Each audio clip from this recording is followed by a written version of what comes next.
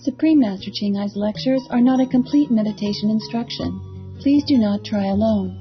For free of charge guidance, please visit www.godsdirectcontact.org or contact any of our centers near you.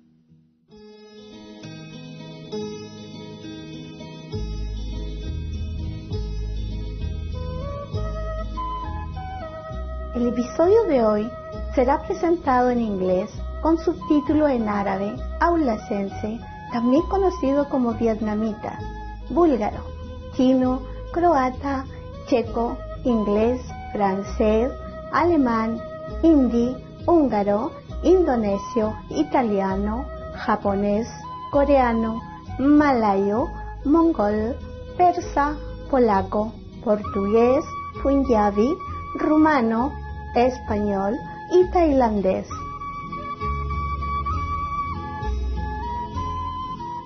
Hola, encantadores televidentes. Mi nombre es Magdalena de Santiago, Chile. Chile, en palabras del ganador del Premio Nobel chileno, Pablo Neruda, fue inventado por un poeta. Este hermoso país se encuentra a lo largo de la costa occidental de América del Sur. Muy parecido a una cinta estrecha en apariencia, se extiende entre el océano más profundo, el Océano Pacífico, y la cadena montañosa más extensa, los majestuosos Andes. Su impresionante paisaje contrastante y su profundo patrimonio cultural han convertido esta tierra en un destino único para visitantes de todo el mundo. Nuestra gente le ora a Dios para que los colme a ustedes y a sus seres queridos con inmensas bendiciones. Ahora disfrutemos del programa de hoy titulado La maestra cuenta chistes e historias budistas, un monje llamado Joyas Celestiales, parte 2 de 2. Más idiomas están disponibles en línea. Para su idioma específico, por favor visite www.suprememastertv.com/subtitles.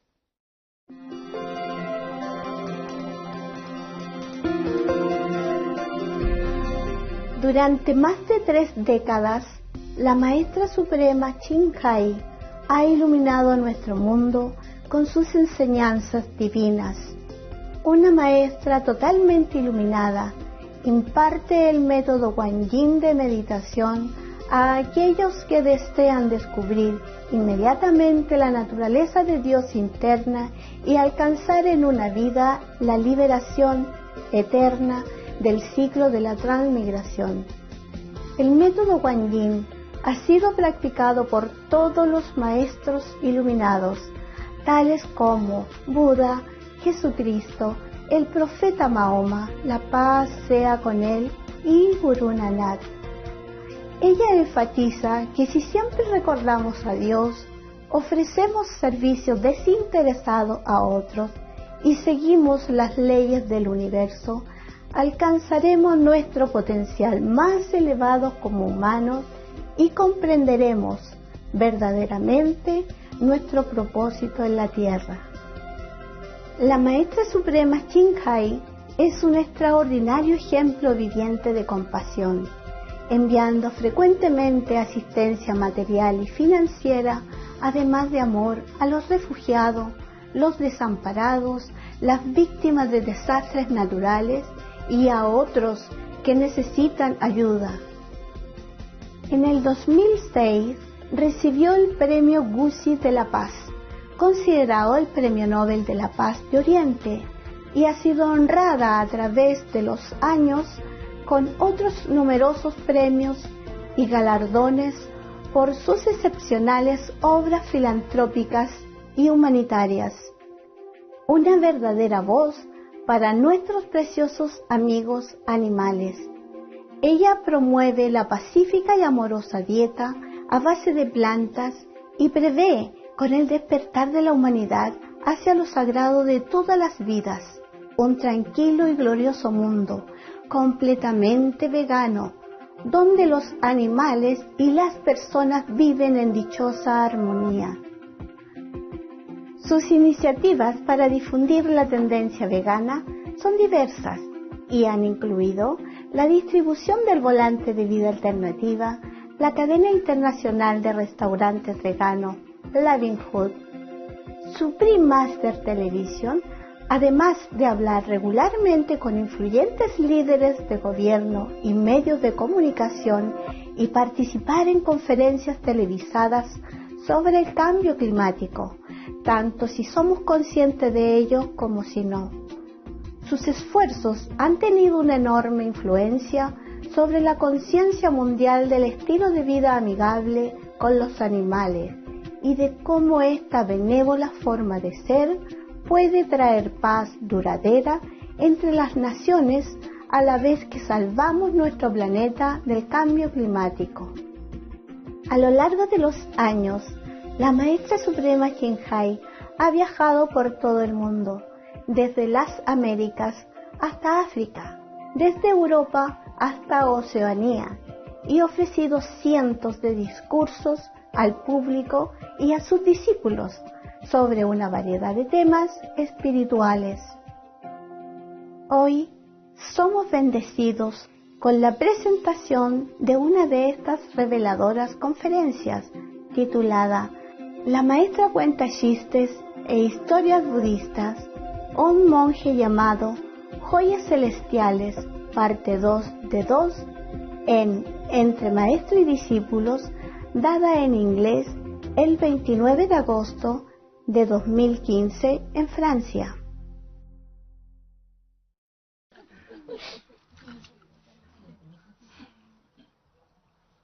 Okay. This is a story, not so scary anymore, okay? It's a good story. My God. Buddha reincarnation, huh? Many incarnation, a very scary story, huh?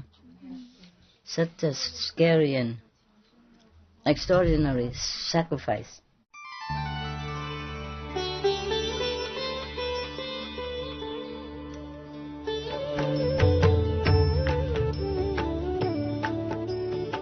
According to Buddhism and belief and tradition, when you read sutra and all that, you have to put on incense, flower, and bow to the sutra first and thank all the Buddhas and Bodhisattvas in 10 directions, all respectfully, before you read it, okay?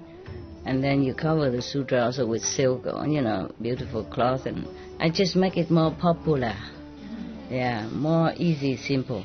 And I apologize to all the Buddha. I say if I done something wrong, according to the tradition, my heart is full of respect.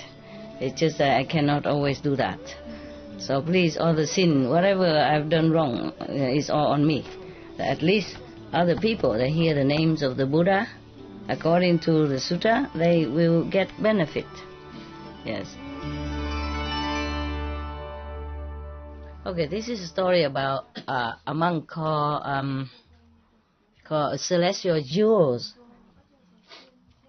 First, I have heard one time the Buddha was in Save country in the Gold Garden of a charitable nobleman and the Prince Gida.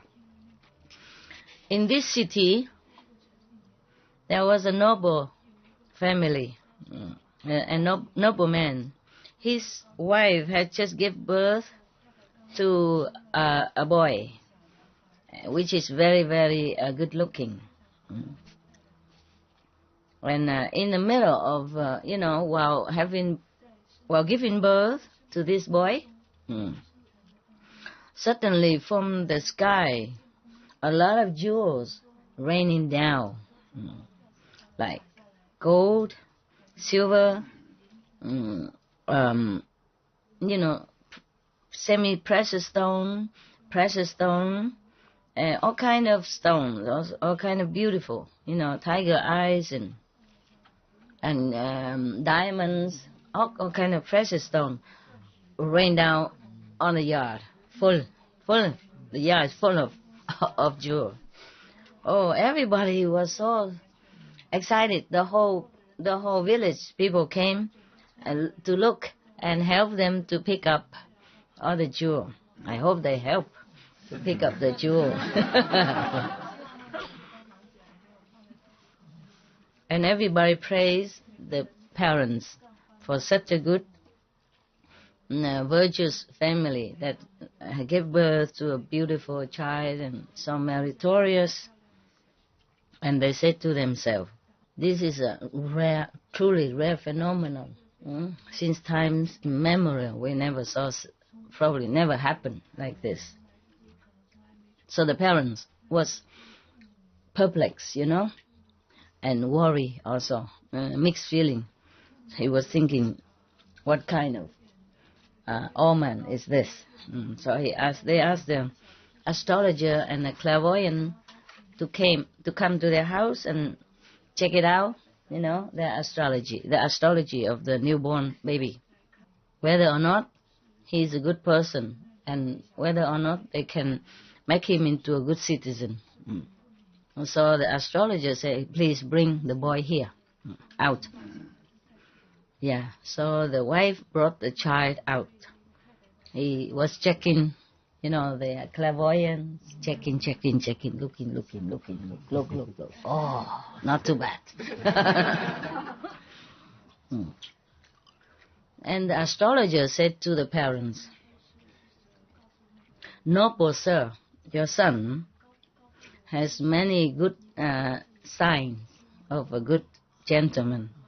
Like his head is round. Is your head round? If not, just cover it, no problem. His head is round, his nose is straight.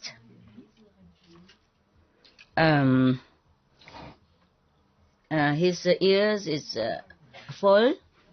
His forehead is square. Yeah.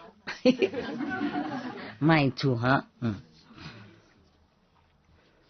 And then his feet and his hands are all full, kind of very full, thick and full. How can they tell it's just a baby? All baby has really chubby hands and chubby feet, right? Yeah. Never mind. Okay.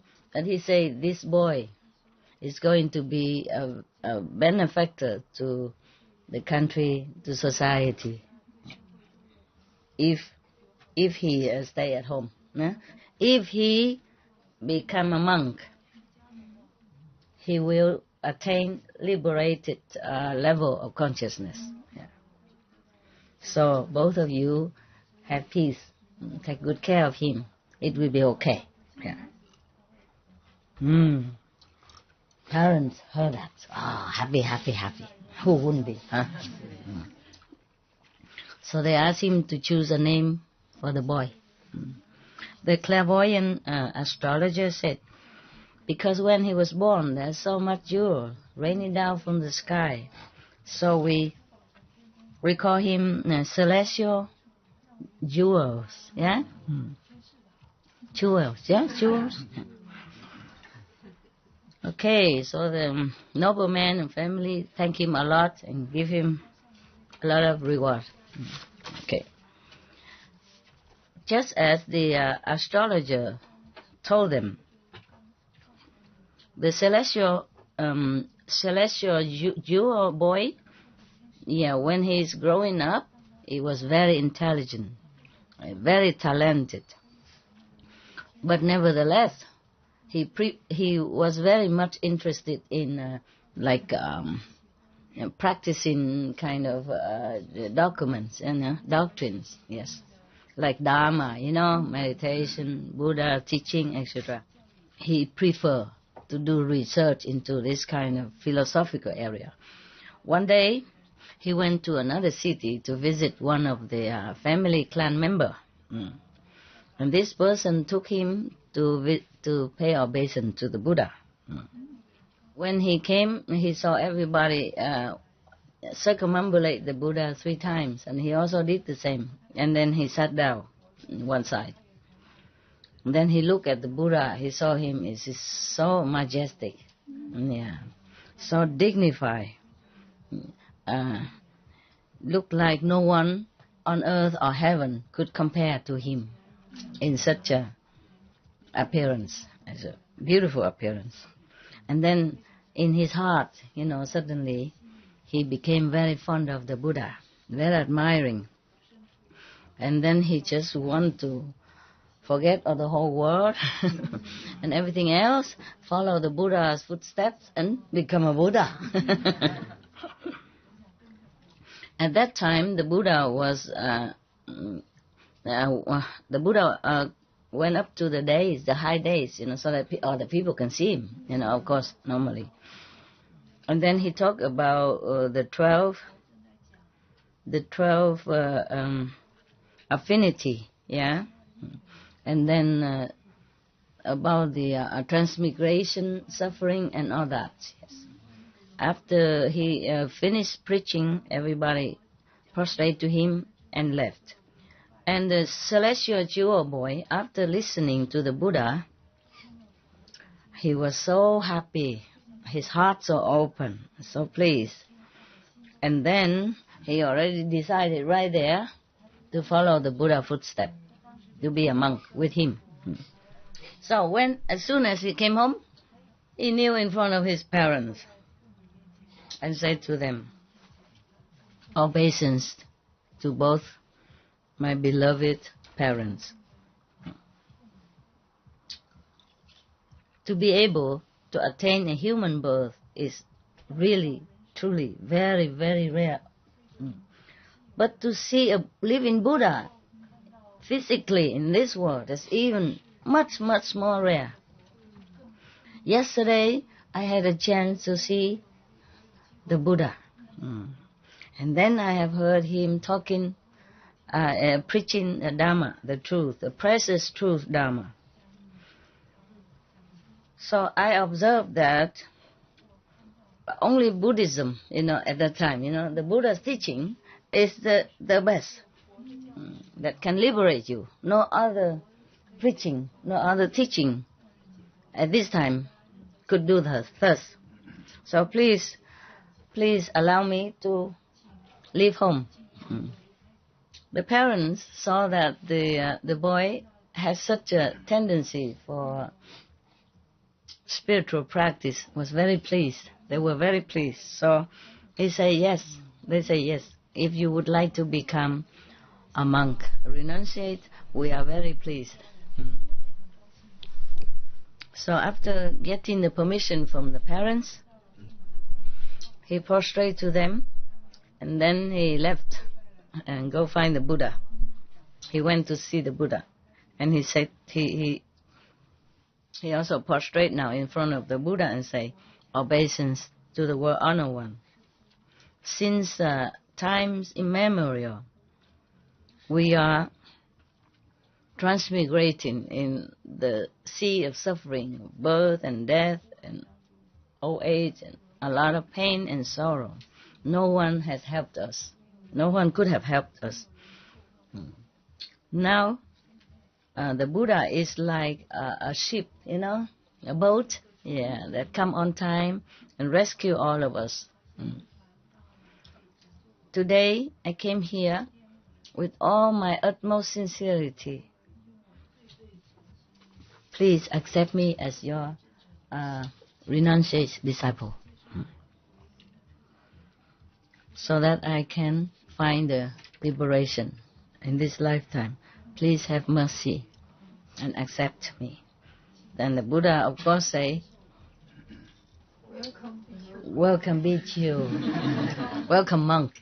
So now must be 1,258 or something. Not 50 anymore, huh? No. Maybe 60 something. We lost count now. They just count one by one like that. Make trouble for us to keep count. If they came all together, it would be easier for me.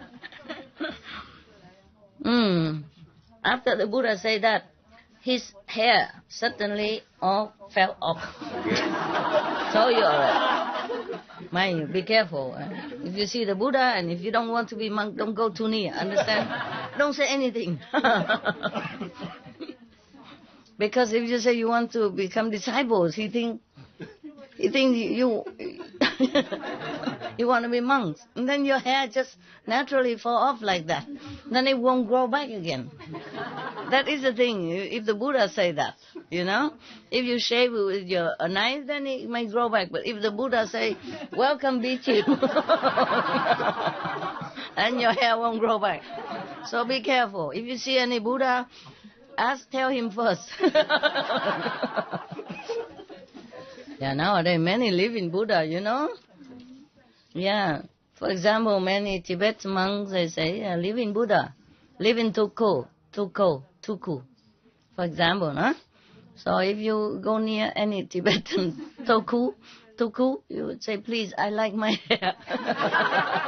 I want to keep it. Just in case, If you want to be a disciple from some of these Tibetan living Buddha reverends, yeah, you have to tell him first, I like to study with you. Please, sir, but I like to keep my hair. And my clothes I keep also. Because here, yeah, suddenly all his hair fell off to the ground, and then the clothes that he wore changed into jasa, mean the monks' robe. Yeah. And from then on, he followed the Buddha everywhere, and because he already originally very intelligent, yeah. So it's not very long. He attained Arhat. Oh, you are so good. How do you know? Magical power, huh? Normally I should give you one of this kind of lecture. A lecture once a month is enough for you to have time to digest and to practice it, But because of many other outside, so I read it all, okay? I read a lot every day. And slowly you go home, you have to check it out again, okay? Assimilate it and truly think about it, bring it into practice. Okay, now we make it fun and happy and joyful. But at home you should seriously consider each lesson, as if the only one before you die. So you have to study it well, yeah? Really, really try to understand it and practice it, okay? Learning from the ancient practitioners and ancient Buddhas, their teaching is still so much valuable. Anytime, these teachings are timeless. Yes, the same with the teaching of Mahavira. Yes, he teach people vegetarian, and same with Jesus. Yeah. Many mention about vegetarian. They edit it all in a later time, maybe, but the Mahavira teaching not. Yeah, in Hindu they don't cut it off. They don't edit it. But even then, Jesus' teaching has helped, countless of beings since the time he appeared until now. After he went back to heaven, his teaching is still valuable, still helping a lot. Yeah. And the same with the great prophet Muhammad, peace be upon him. It's just that it's not everybody studied well and practice it. That's all. And misunderstood or using his teaching for their own personal benefit. That's a different story. Understand? Okay, now. Yeah. So from now, after that, this celestial jewel never had to go back, transmigrating in this three world again. Liberated, yeah. One day, when it's a little bit all relaxing and not too much work, Anand, would like to know this background of the celestial jewel. So I came in front of the Buddha and prostrate to him and say, obeisance to the world honored one. Please tell us what kind of good deed, that celestial jewel Bichu saw in the former life, that now, when he first born, he's already have a lot of jewel raining down from the sky for him. And then whatever he liked to eat, it will appear in front of him. He didn't even need to go shopping. How convenient. How convenient.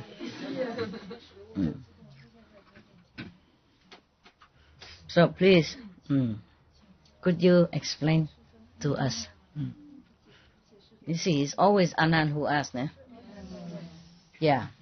And nobody else asks anything. Rarely. In other sutra, yes, like maybe Manjushri or Sariputta, but rarely. Most of the time, just Anand who asks.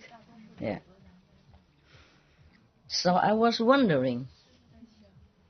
But these are simple questions anyway. They're not very highly spiritual, so okay, he can do it. Because I was wondering if he know how to ask so good questions, and why was not he enlightened before the Buddha Nirvana? Understand?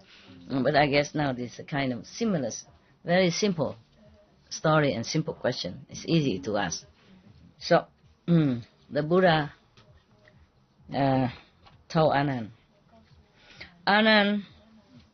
in the former period of life, of time, long time ago, there was a Buddha came to this world, Tibati, similar Buddha, yeah? Wow, that Buddha is famous. He came to rescue many souls. You cannot count how many.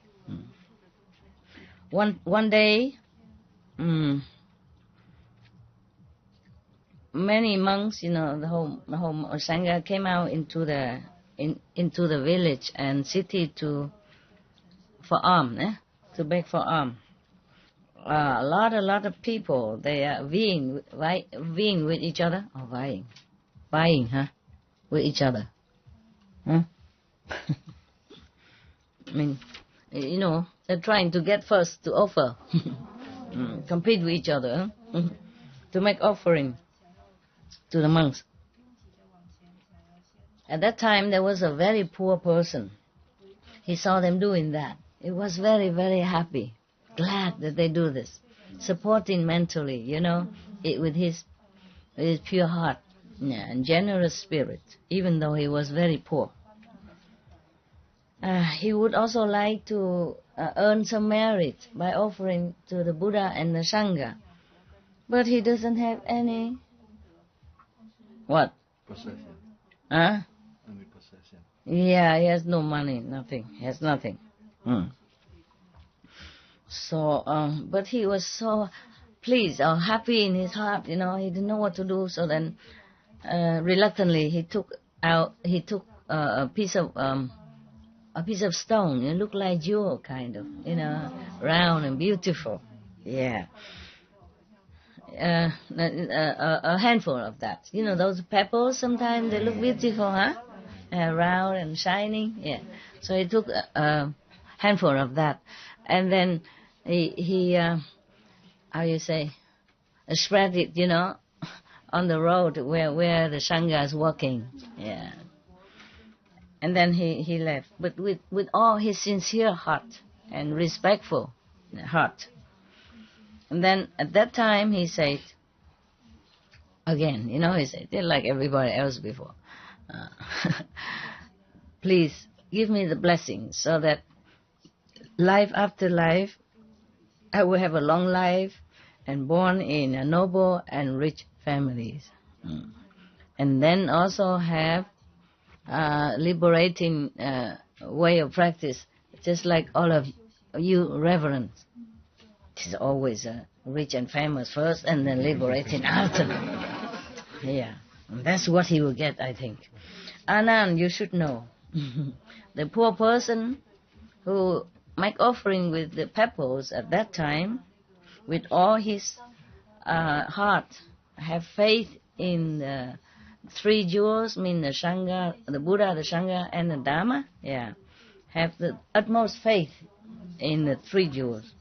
Don't get confused with the jewel that he got now. Three jewels mean the Buddha, the Sangha, and the monks. Yeah, okay. They liken in the former time. People liken this is like jewels. You see, so three jewels. That means the three the three pillar of Buddhism. Yeah, the Buddha, the Sangha, and the Dharma. Yeah. Because of that, 91 aeons passed. He has always derived a lot of rewards, and always wherever he's born, always very have peace and richness, and everything he needs, he always has.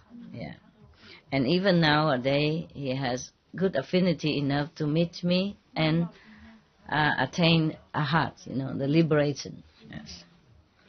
So at that time, all the people in the assembly, hearing the Buddha first, they all aspire to make more offering. Yeah, and how you say, really appreciate the merit that any offering brings to them. Yeah.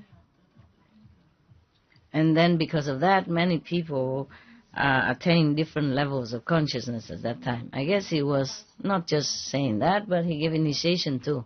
Just like whenever I give initiation, different people see different light, different level, like that. Yeah? I don't just talk. Just afterward give initiation. That was before, when I went around the world and do that. Yeah. Okay, so everybody happy, bow to the Buddha and get out. I mean, go home.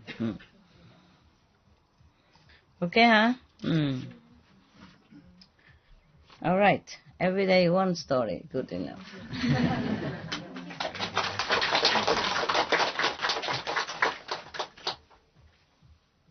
Yeah. More or less 1 hour, huh? So bad. Okay. Any good question? Yeah, but the story about the grass is familiar to me. Just if you live in a community or something, your grass has to be trimmed all the time. Even one time, I bought a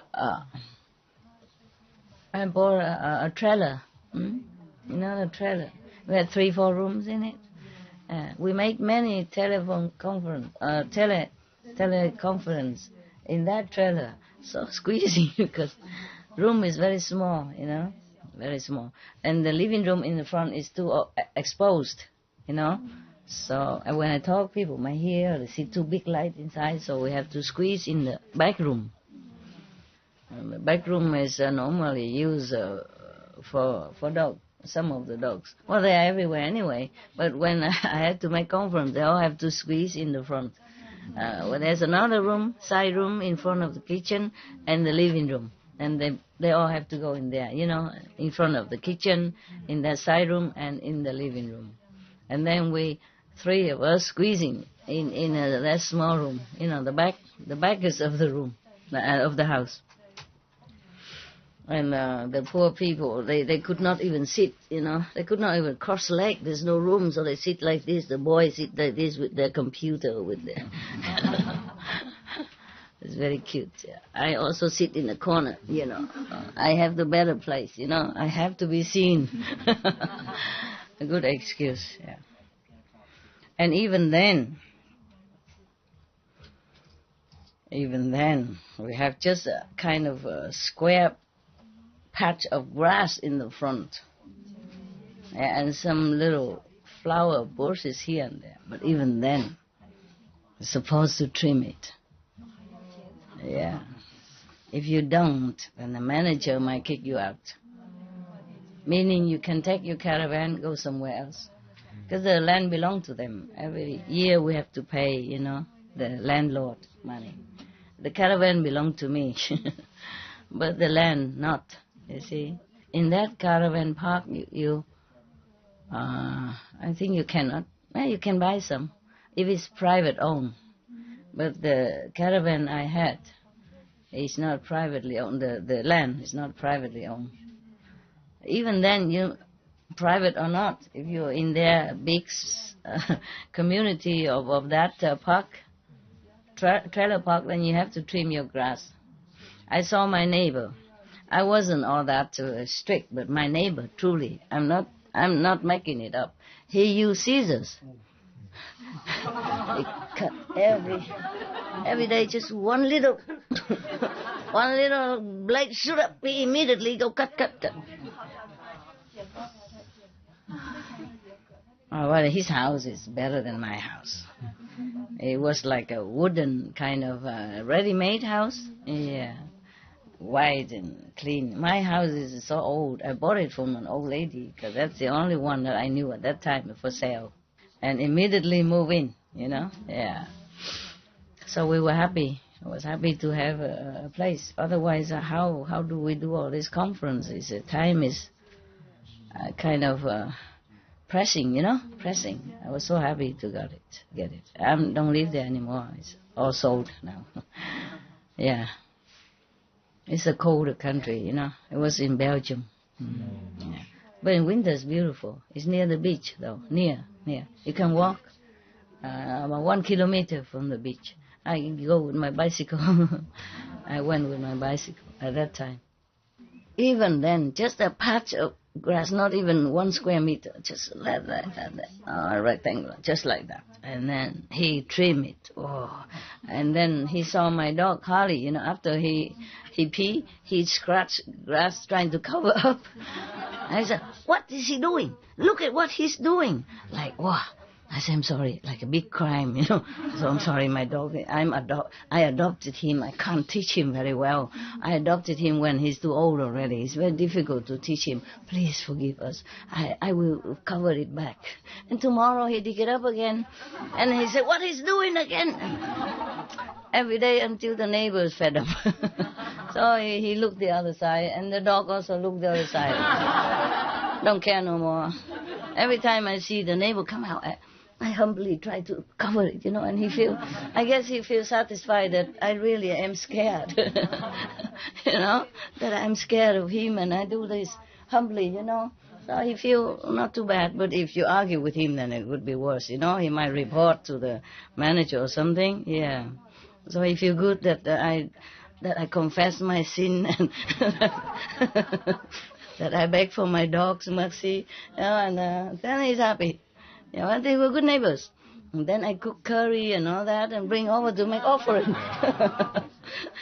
So, and when I bake some cakes or something, I buy some vegan chocolate and make offering, to the Buddha next door. Then we had very peaceful neighborhood. Not just him, but around the neighbors, eating my cakes, and they're all very peaceful. Lovely, yeah. It's just that over there I cannot have all of you like this. Surely not. Yeah?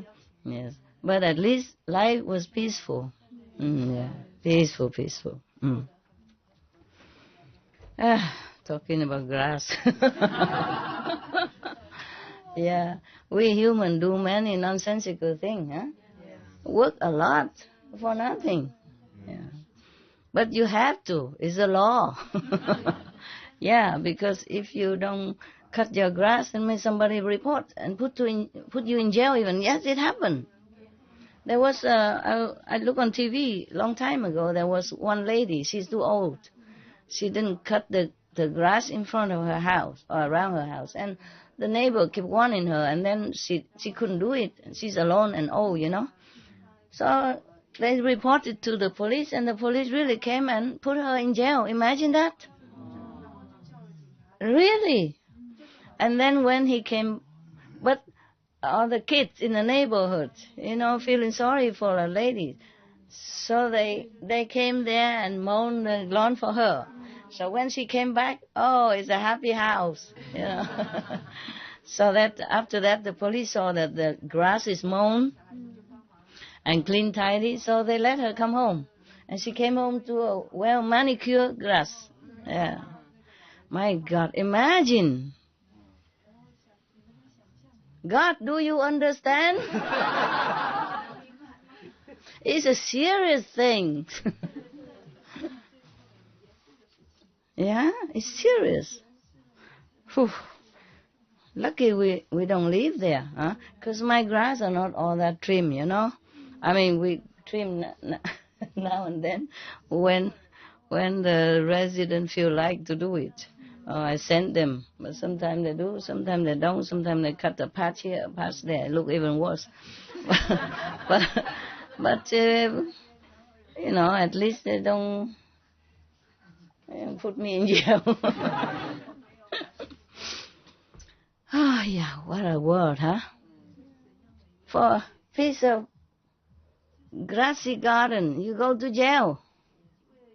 It's true, the story, true story. In Germany, it's so much. Germany also? Yes, even if it's our old garden or old home, Yeah. no? If we don't trim the grass and don't trim the trees, and the neighbor get angry. Yeah, yeah. They look all the time. Yeah. This is so. I know. Yeah. Some places like that. When I was in Germany, the grass always mown, so it's okay. Yeah. It's okay. Just that a lot of work, huh? Mm. It's nice to have grass, but this is too serious, no? Yeah. Because in such a community, you cannot just have your garden with wheat growing, with different kind of flowers, all that. When I was in San Jose, I own a mountain, a little mountain. And we never had to mow the grass, you know, and all kind of beautiful flowers, wildflower, you know, with even orchid, land orchid. Oh, beautiful. And okay, I don't know what name, different colors, beautiful. And I always walk around and look, and my heart feels so good, so good. But the neighbors make so much trouble, don't let us pass through and all that. So later I had to sell it. Again, I still remember that place. I love it. That's almost the only mountain that still has tree. Many other mountains are all, you know, nude. They cut it or it's dead. I don't know why. Yeah, my mountain has a big tree. You know, eucalyptus or all different kind of tree. When I was there, we just use a dry wood to barbecue, to cook every day with that. And we have some caravan and we just live happily. But at that time I was very busy. I always had to go here and there to do lecture. So my time there is always short, and always too short. Always too short. I love that place. I love that time. Just a handful of residents, you know, monks and nuns, and we cook homemade stuff, and beautiful. And every day we sit around the fire. And we eat our food, and we talk, and we laugh, and it was really beautiful. It's like heaven to me. Yeah, very difficult to find such a place again. That mountain is truly untouched. So all the wheat, they grow so beautifully, as if some best garden in the world has done it. I guess nobody can do as good. They just grow so naturally, so beautiful, and not messy and not overgrown. It's just beautiful. Yeah. I don't have good luck. I really never wanted to leave that place, but I was an American. I don't have visa to stay long, number one. Number two, I had to go lecture everywhere. Every time I left that place, I feel like I left a piece of my heart there. Because it was so beautiful and quiet. Yes. And the neighbor wanted to, if one piece, we have to buy their land and their house down there. But I didn't have that much money at that time. I have to use it to buy another piece of land for the disciples in San Jose also, but the other one, you know. And then also I have neighbors' problem with horse and with water and all kind of, and still have now. No more? Better now? They buy it? They bought the land? No, wait, no. No? Just as it is, but it's just better. Ignore it, huh? Better. Okay, good. I cannot keep buying land and then solving problem for you year after year, time after time. Oh, I'm really tired. I'm getting old now. Look at all my wrinkles. I don't see much because of the good light. Okay, now you know everything. Somebody leaving tomorrow? I see the cakes.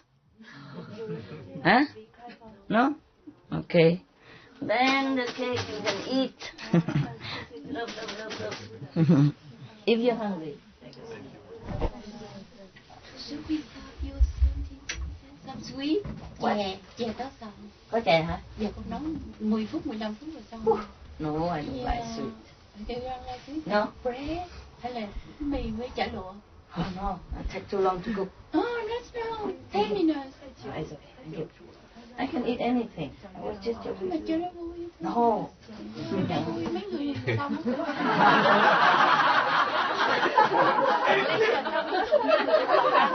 Làm cho phụ ăn cho vui.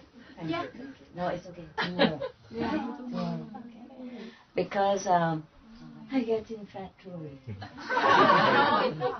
I'm getting fat here only. That is fat. If I'm fat all over, then it's not bad. But I'm fat just here. I feel it. It's a big difference from the when I was in the mountain. You don't know it. I know. Okay? No matter what you say, I know. I cannot believe you because I know. Yeah. In the mountain, I don't cook a lot. I don't cook good, and so I wasn't that fat. And I feel light, you know. And now I feel light. I'm walking like, you know, easier. And now I walk, feel something. And I'm carrying something. So if one day, today, I was thinking maybe 1 week you cook. Every 2 days a week is good enough. I eat anything with them. Otherwise they're jealous. They think, oh, eat something good. We sit and sleep and eat 2 meals a day. We have to work and only 1 meal a day. Good enough. God, what kind of meal? You know, 1 meal, but what kind? Yeah. Very. Sometimes you cook a lot with the fry and stuff, and then it adds on very quickly. And we buy something for you to exercise. Crazy, you know? You have to go shopping, cooking, eat a lot, and then have to buy something else. It's like the story of the grass.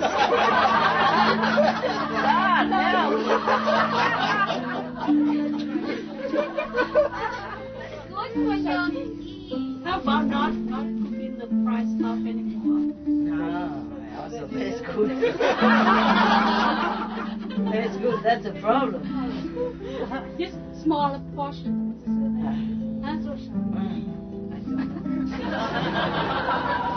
What did you eat today for dinner? Was it good?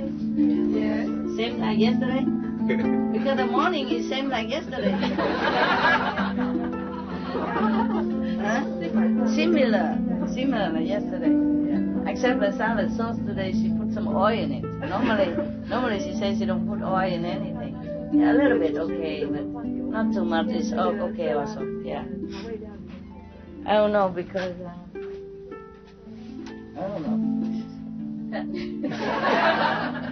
The Vietnamese food is so compatible to me, you know. So I like it a lot, and I eat a lot. Okay. All right then. Thank you very much. Thank you, Master. Thank you for your love. Okay. Tomorrow is no problem. Ciao.